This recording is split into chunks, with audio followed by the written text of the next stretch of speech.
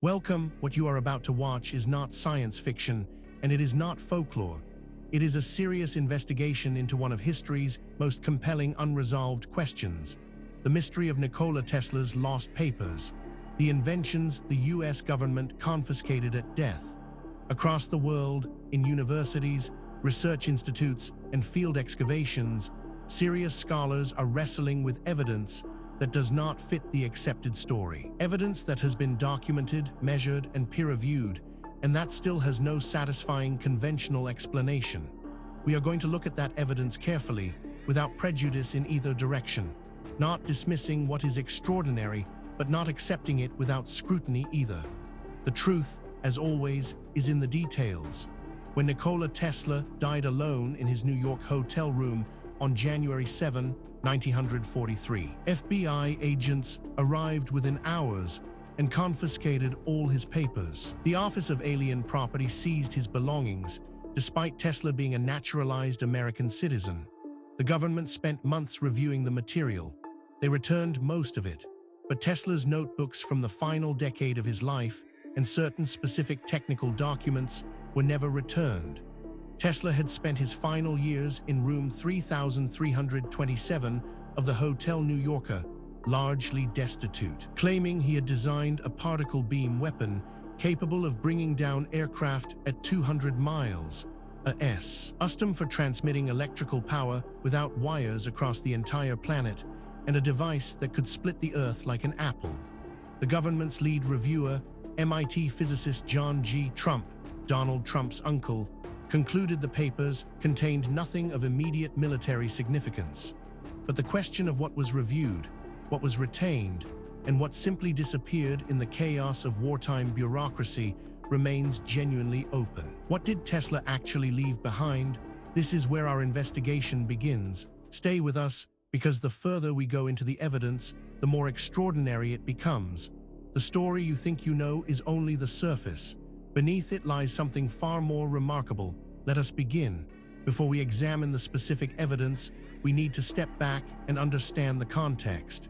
This case does not exist in isolation. It sits within the landscape of modern documented mysteries, and to properly evaluate what we are looking at, we need to understand the broader picture that surrounds it. Governments keep secrets. This is not a conspiracy theory. It is documented fact, confirmed by declassified archives, freedom of information disclosures, and the confessions of officials long after the events in question. The United States government ran secret programs to test psychedelic drugs on unwitting civilians, MKUltra, to spy on its own citizens, COINTELPRO, and to cover up nuclear testing incidents that killed American soldiers. The British government suppressed information about UFO encounters by military personnel for decades. The Soviet Union systematically falsified scientific data to maintain ideological conformity.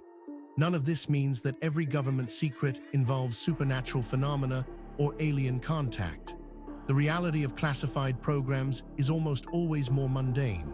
Military technology being tested covertly, intelligence operations that cannot be publicly acknowledged, or simply the bureaucratic instinct to classify first and justify later. Most UFO sightings that turn out to have official explanations were classified aircraft.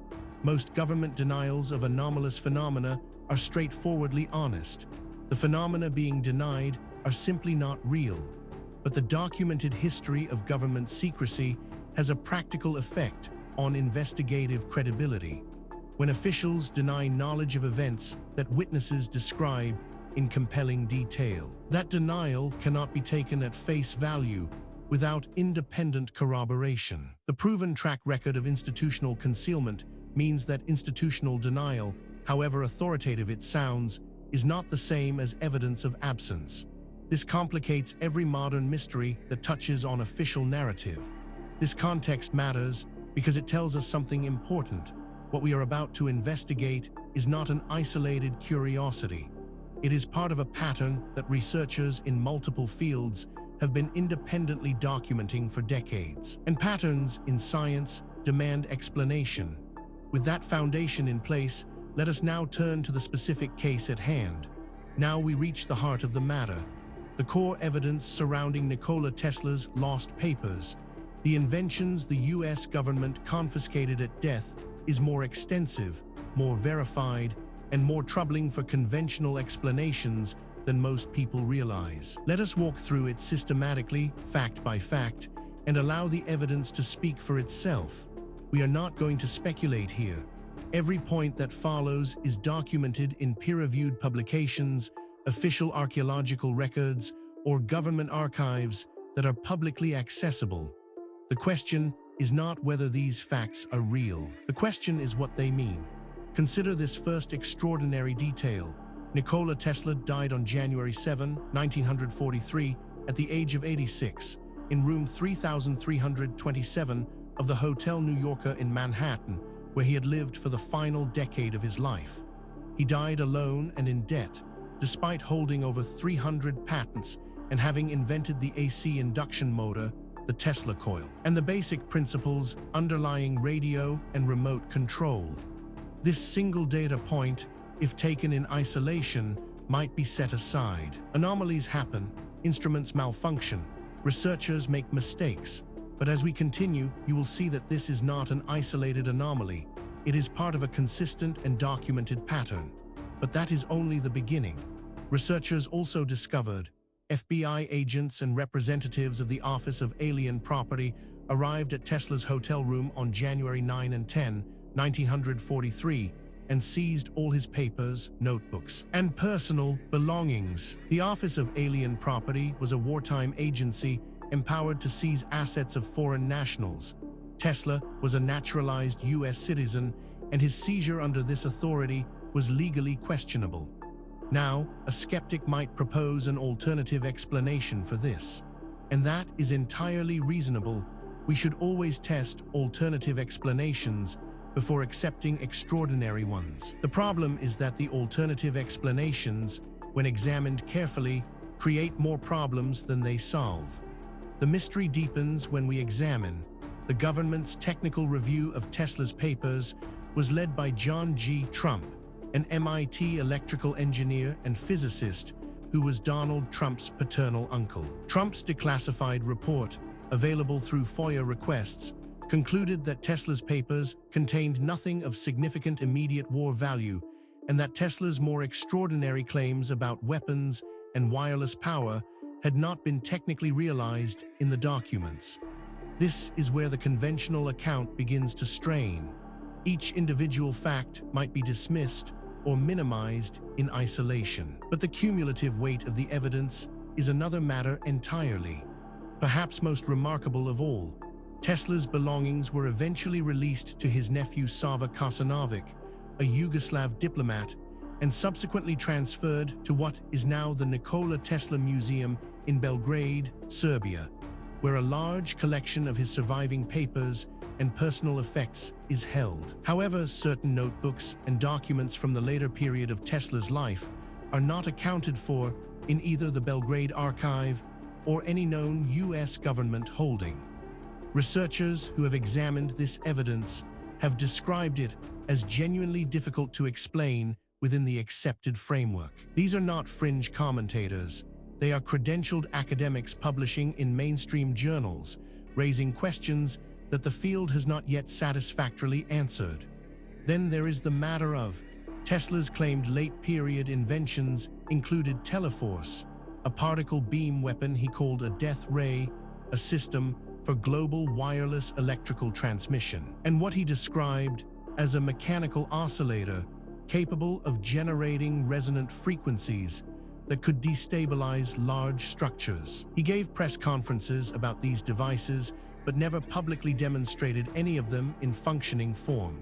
What makes this particularly significant is its independence from the previous points. This is not a case of one theory requiring another. These are separate lines of evidence converging on the same uncomfortable conclusion. Adding to the enigma is this finding: Tesla's Wardenclyffe Tower on Long Island. His most ambitious project, a massive transmission tower intended to broadcast electrical power and communications wirelessly around the globe, was funded initially by J.P. Morgan and then abandoned when Morgan withdrew support. The tower was demolished in 1917 to pay debts, ending the only large-scale physical test of Tesla's wireless power transmission concept. Taken together, these facts form a pattern that cannot be explained by coincidence, misidentification, or methodological error. Each piece of evidence has been examined by skeptics. Each has been subjected to alternative explanations, and in each case, the alternative explanation falls short of accounting for everything that has been documented. We are left with a body of evidence that demands explanation and an accepted narrative that does not provide one. This is where serious inquiry begins. Now that we have established the evidence, we need to examine the theories that researchers have proposed to explain Nikola Tesla's lost papers, the inventions the US government confiscated at death. This is where the debate becomes most intense, because the theories reflect not just different interpretations of the same evidence, but fundamentally different assumptions about what is possible and what the past looked like. Understanding these theories is not just an academic exercise. Each one has been championed by serious researchers with genuine credentials, and each one captures something that the others miss. The truth, if it is ever established, will likely draw on elements of several. The first major explanation proposed by researchers holds that the government confiscated and suppressed Tesla's most advanced technical work, free energy transmission and directed energy weapons, to protect established energy industry interests and to deny the technology to wartime adversaries. Proponents point to the unaccounted documents and the speed of the FBI's arrival.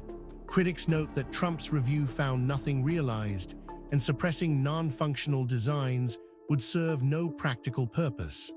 This interpretation has significant academic support and is backed by substantial evidence, but it is not without problems. Critics point out that it requires assumptions that go beyond what the evidence strictly supports, and that key predictions of this theory have not been confirmed by subsequent research. It remains contested, and the contest is productive.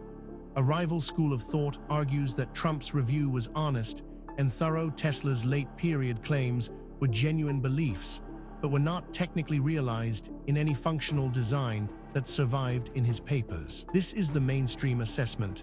Tesla's extraordinary claims outpaced his late-period technical output, and the unaccounted documents are more likely lost in wartime bureaucratic chaos than deliberately withheld. This theory is controversial, and deliberately so. Its proponents argue that the evidence demands an explanation outside the conventional framework. Critics counter that extraordinary claims require extraordinary evidence, and that the evidence presented, while suggestive, does not yet meet that standard. The debate continues in peer-reviewed literature. Perhaps the most unconventional theory suggests that certain documents were genuinely lost rather than suppressed, scattered across multiple agencies, hotels, and storage facilities during the chaotic wartime seizure process. The Office of Alien Property was not primarily a technical archive and had no systematic protocol for preserving scientific papers. Documents may have been misfiled, destroyed, or dispersed without any deliberate act of suppression. What is striking about this debate is not merely that experts disagree. That is normal and healthy in science. What is striking is the quality of the disagreement. Serious researchers, working from the same body of evidence, reaching genuinely different conclusions. That level of fundamental disagreement, when it persists over decades, is a signal that something important has not yet been understood. The question is not which of these theories is right. The question is whether any of them is right, or whether the truth is something that none of the current frameworks has yet been able to capture. The case surrounding Nikola Tesla's lost papers, the inventions the US government confiscated at death, does not rest on speculation alone. What distinguishes this investigation from pure mythology is the existence of documented, physical, verifiable evidence, material that has been examined by credentialed researchers and whose authenticity is not seriously disputed. What is disputed is its interpretation. Let us review the most significant documented evidence as objectively as possible. We are not going to cherry-pick the data that supports a preferred conclusion. We are going to lay out what exists and let you draw your own assessment. Physical evidence supporting this account includes Trump's 1943 declassified report, obtained through FOIA and publicly available on the FBI Vault website, confirms he reviewed Tesla's technical papers and found nothing of immediate military significance. The report is specific about what was examined and its conclusions, and Trump was a credentialed engineer with the expertise to assess the material, not a bureaucrat producing a cover-up document. This evidence has been subjected to independent verification. Skeptics have examined it. Alternative explanations have been proposed and tested. The data remains. The question of what it means remains open.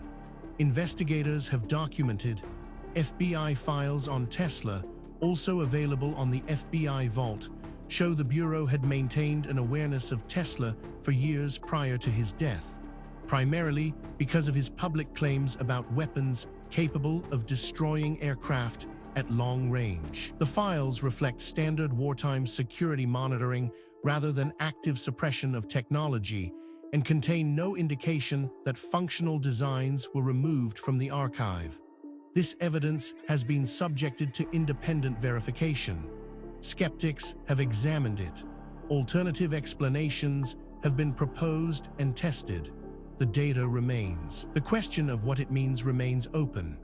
On-site analysis revealed Tesla's publicly documented inventions, the AC induction motor, the Tesla coil, the radio remote control, polyphase AC power systems, are extraordinary without speculating about lost designs. The historical record shows that during Tesla's own lifetime his work was suppressed, stolen credit for, and underfunded by Edison, Marconi, and Morgan, a genuine injustice that is fully documented and requires no conspiracy theory to establish. This evidence has been subjected to independent verification. Skeptics have examined it. Alternative explanations have been proposed and tested. The data remains. The question of what it means remains open. Each individual piece of evidence might, in principle, be explained away. A single anomalous artifact might be misidentified. A single anomalous date might reflect contamination. A single anomalous eyewitness account might reflect misperception. The question is whether all of the evidence can be explained away, and whether the explanations required are more or less plausible than the evidence itself. When multiple independent lines of inquiry converge on the same conclusion, that convergence is the most powerful signal in empirical science. And that is exactly what we are seeing here. We have examined the history, the evidence, and the theories surrounding Nikola Tesla's lost papers, the inventions the US government confiscated at death. Now, we need to ask the question that is sometimes overlooked in discussions of ancient mysteries. Why does this matter? What does it mean for us today? It would be easy to file this away as an interesting historical curiosity, a puzzle from a distant past with no bearing on our present lives. That would be a fundamental mistake. The questions raised by this case touch on issues that are directly relevant to who we are, where we came from, and what the human story actually looks like before the period covered by conventional history. The FBI's complete Tesla files are publicly available on the FBI Vault online, as is Trump's 1943 technical review. The Nikola Tesla Museum in Belgrade holds the largest surviving collection of his papers and artifacts. Tesla's late period claims about free energy and directed energy weapons are not supported by the technical documents that survive. The lost papers narrative persists in popular culture despite the availability of the documentary record, partly because Tesla's genuine historical mistreatment by Edison and Morgan creates a justified suspicion of institutional suppression. The injustice done to Tesla during his life is real and thoroughly documented. Whether anything of significance was taken at his death remains unresolved. Furthermore, the tools available to investigate these questions are advancing rapidly. Satellite imaging, ground-penetrating radar, ancient DNA analysis, isotopic tracing, and deep-sea sonar are all providing capabilities that previous generations of researchers could only dream of. Cases that were genuinely unresolvable 10 years ago are now open to new analysis. And the findings, consistently, are expanding rather than contracting the mystery. The investigation continues. New discoveries are being made. New analyses are being published.